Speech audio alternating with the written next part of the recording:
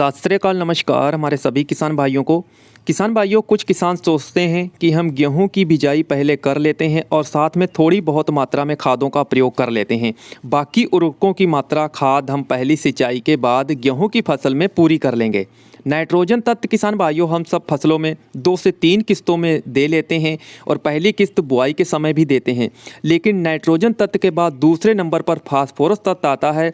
इस तत्व को हम गेहूं की फसल में देना कब सही रहता है, अगर 100% रिजल्ट लेना है तो किसान भाइयों आप लोग वीडियो को एंड तक जरूर देखिएगा।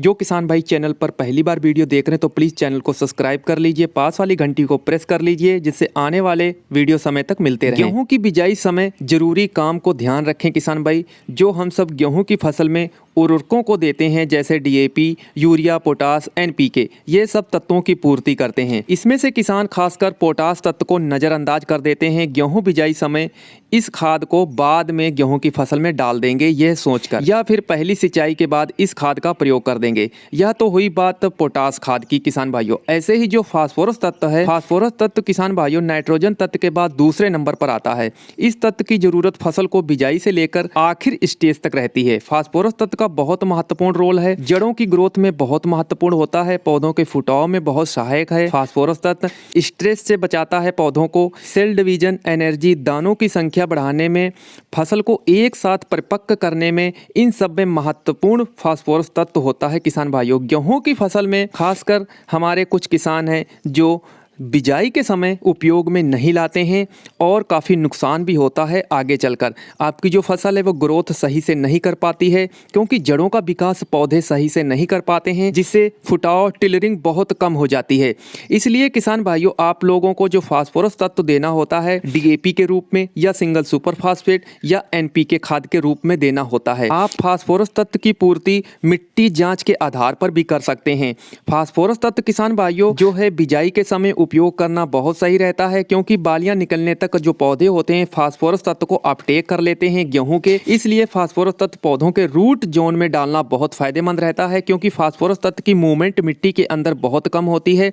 इसीलिए आप पूरी कोशिश करें कि आप ड्रिल से बिजाई कर रहे हैं तो फास्फोरस ड्रिल के साथ दें, या आप हाथ से गेहूं की बिजाई करने जा रहे हैं तब भी आप पूरे खेत में फास्फोरस तत्व की पूर्ति कर दें, क्योंकि जब पौधों का जमाव शुरू होगा, पौधों की जड़ों के पास फास्फोरस तत्व मिलना शुरू होगा, वैसे वैसे पौधों की ग्रोथ, पौधों का फुटाव तेजी से होगा, फसल की ग्रोथ अच्छी होगी, एक समान फसल जो है पूरी ग्रोथ करेगी और किसान भाइयों आगे चलकर उत्पादन भी आप गेहूं की फसल से अच्छा ले सकते हैं। गेहूं की फसल में फास्फोरस तत्व की पूर्ति के लिए जो खादों का प्रयोग करना होता है किसान भाइयों, डीएपी 1846 जो आती है इसकी मात्रा रहेगी 55 किलोग्राम प्रति एकड़ बुआई के समय, या किसान भाइयों 12-32-16 जो एनपीके खाद आती है इसकी पूर्ति करेंगे तो किसान भाइयों आप लोगों को लेनी होती है 78 किलोग्राम प्रति एकड़।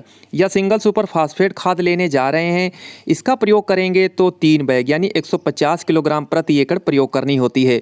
अब किसान भाइयों आप लोगों को अगर पूरा शेड्यूल खादों का प्रयोग गेहूं की फसल में कितना करना होता है तो मेरा वीडियो अपलोड है, आप लोग वीडियो जरूर जाकर देखें। अगर किसान भाइयों मेरी जानकारी अच्छी लगी होगी तो किसान हित में जरूर दबाकर शेयर कीजिएगा। धन्यवाद, जय हिंद। आने वाले वीडियो भी जरूर देखिएगा।